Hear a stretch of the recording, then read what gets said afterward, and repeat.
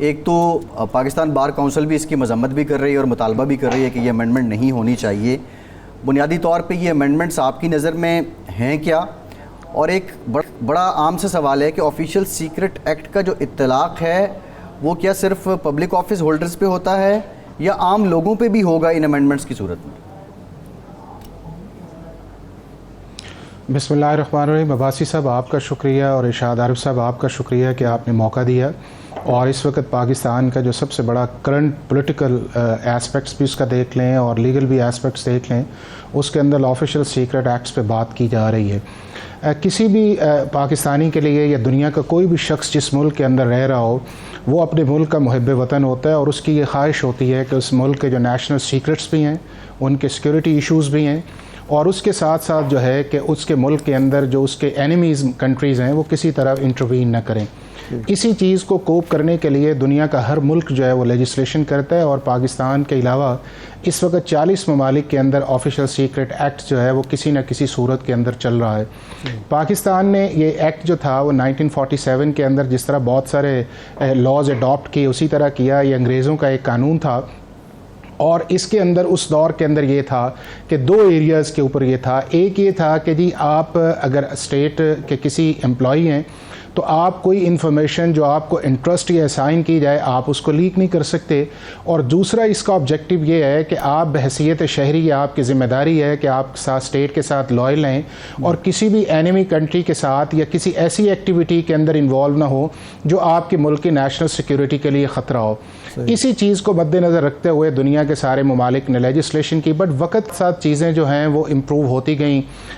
National security کے measures بھی change ہوتے گئے، ان کی ڈیفینیشنز بھی ہوتی گئی، ملٹری انسٹالیشنز کی بھی ڈیفینیشن، انٹرسٹ، یہ ساری چیزیں چینج ہوتی رہیں.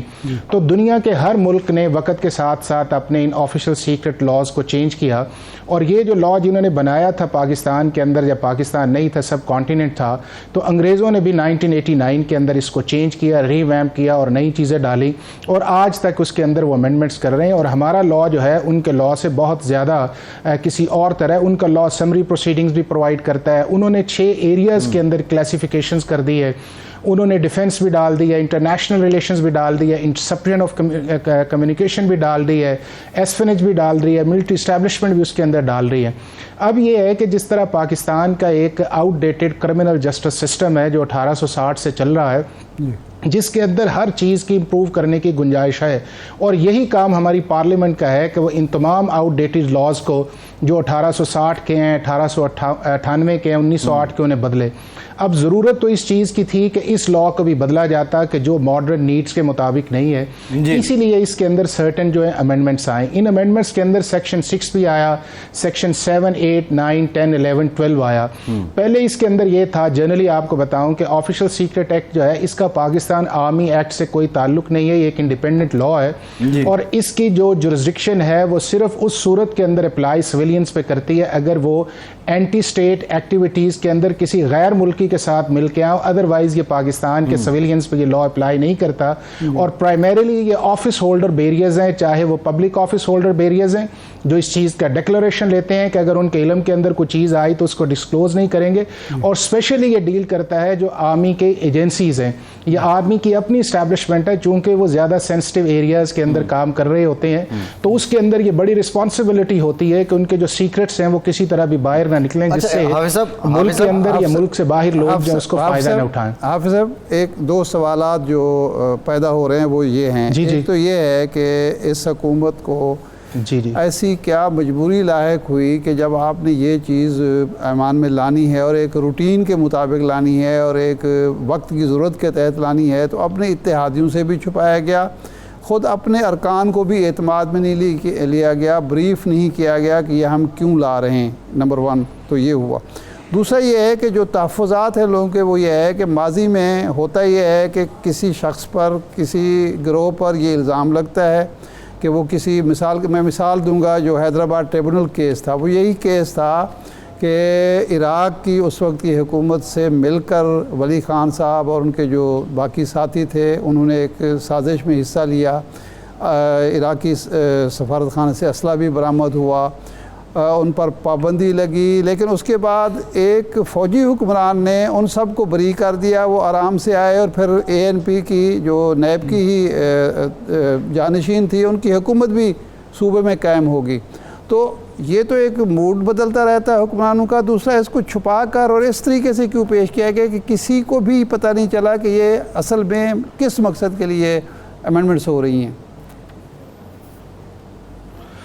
میں جو پہلی بات ہے میں اس کی طرف آتا ہوں کہ پارلیمنٹ کا کام تو بنیادی طور پہ لیجسلیشن کرنا ہے، اور اس کا بھی ایک پروسیس ہے کہ آپ کے پاس یہ بل آئے، آپ کو ٹائم ملے، آپ کے ممبرز اس پہ بات کریں، اس پہ موشن آئے، پھر اسٹینڈنگ کمیٹی کے اندر جائے، وہاں پہ ڈسکشنز آئے، اور اس طرح کے جو امپورٹنٹ بلز ہیں جس طرح یہ آفیشل سیکرٹ ایکٹ ہے، اس کی پراپر پریزنٹیشنز کمیٹی ممبرز کو انہیں بتایا جائے کہ ہمارے سیکورٹی ایشوز کیا ہیں، ہم کس ماڈرن نیڈز کے اندر جا رہے ہیں، اس کے اندر پولیٹیکل جو وکٹمائزیشن ہے اس کا نہیں ہے۔ اور میں اس سے بات کرتے جاؤں کہ ارشاد عارف صاحب، یہ آفیشل سیکرٹ ایکٹ ایسا ہے کہ جس کے اندر آج تک یہ نہیں کیا گیا کہ اس آفیشل سیکرٹ ایکٹ کا مس یوز یا اس کو بڑا ایبنڈنٹلی اگینسٹ سویلینز جو ہے وہ استعمال ہوا ہے۔ تو اگر یہ اس طرح کی سچویشن تھی اور ماڈرن نیڈز کا ٹائم تھا تو گورنمنٹ کو چاہیے تھا کہ اس چیز کے اندر پراپر بریف کرتی، ڈسکشنز آتی اور اس کو ایک نارمل بزنس کے اندر طور پہ لے کے آتی۔ اب یہ ہے کہ چونکہ بہت سارے بلز جو تھے وہ اکٹھے جو تھے وہ پارلیمنٹ کے اندر آئے جو انپریسیڈنٹڈ ہیں، جن کو امپروو کرنے کی بہت گنجائش ہے کہ پارلیمنٹ اگر 5 سال سے بیٹھی ہوئی ہے تو پاکستان کے ہر شہری کا یہ حق ہے اور وہ ایکسپیکٹ کرتا ہے کہ یہ ریگولر لیجسلیشن کرے اور پبلک انٹرسٹ کے اندر لیجسلیشن کرے جس سے عام آدمی کو فائدہ پہنچے اور پاکستان کا یہ گورننس، جسٹس اور یہ سارا نظام بدلے اور ہم دنیا میں ایک اچھی قوم کے طور پہ آئیں۔ اب جب اس کی سیکنڈ فیز آ گئی ہے اس چیز کے اندر، ابھی یہ بل پاس نہیں آیا تو سینٹ کے اندر جو تھا، چونکہ جو ایک ممبرز کا تھا کہ ہمیں پتہ نہیں اور اس پہ جو آئی اب وہ آگے، لیکن جو بنیادی چیز ارشاد عارف صاحب وہ یہ ہے کہ اس کے سبسٹینٹیو کلازز جو ہیں، چاہے اس کی ڈیفینیشنز ہے، چاہے اس کے اندر جو چیزیں ایڈ کی گئی ہیں، اس کا اتنا ایشو نہیں ہے۔ اصل ایشو یہ ہے کہ وہ سرچ وارنٹس پہ بات آئی ہے کہ کسی بھی جگہ آپ جو ہے ایجنسیز جو ہیں اس کو جا سکتی ہیں اور وہاں پہ جا کے اریسٹ بھی کر سکتی ہیں اور سرچ بھی کر سکتی ہیں۔ اس کے لیے یہ ہے کہ پاکستان کے اندر بہت سارے لاز ایسے ہیں کہ جس کے اندر سرچ وارنٹ کی اریسٹ کی ضرورت نہیں ہے، جس کے اندر اینٹی ٹیررزم لا بھی شامل ہے، آپ کا اینٹی نارکوٹکس بھی لا بھی شامل ہے، اور بعض صورتوں کے اندر اسمگلنگس کے اندر بھی ہے کہ اگر ایویڈنس ڈسٹارٹ کی جا رہی ہے یا اس کو ڈسٹرائے کیا جا رہا ہے تو آپ کر سکتے ہیں۔ لیکن اس چیز کے اندر ڈیفینیٹلی ایک چیز اگر ایڈ کر دی جائے اور اسٹینڈنگ کمیٹی کے اندر یہ جانا چاہیے اس چیز کے اندر کہ اگر سرچ وارنٹس جو ہے یا جس کو ایک اریسٹ وارنٹ ہے، اگر اس کے اندر کلاز ڈال دی جائے کہ کنسرن جو میجسٹریٹ ہے کہ اگر انیشیٹ تو اس کے اندر کوئی ایجنسی ڈائریکٹ کر نہیں سکتی، اس کے اندر ایجنسی FIA ڈیفائن کی گئی ہے اور FIA کا کام یہ ہے کہ وہ اپنے کسی گیزٹڈ آفیسرز کے ساتھ کرے گی، اور اگر وہاں کے اوپر